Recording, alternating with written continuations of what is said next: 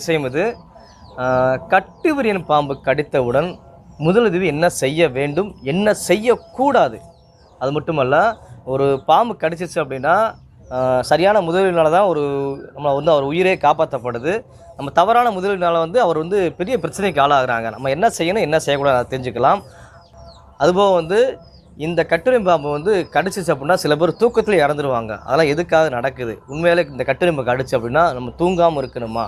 இதெல்லாம் தெரிஞ்சுக்கலாம். நிறையா நல்ல விஷயங்கள் இந்த பதிவு முழுமையாக பாருங்கள்.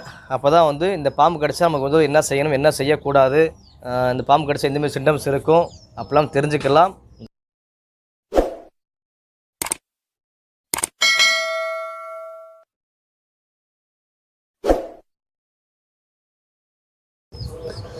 இந்த காமன் கிரேட் கட்டுவிரியன் பாம்பு கடியால் வருடத்துக்கு லட்சக்கணக்கான பேர் பாதிக்கப்படுறாங்க.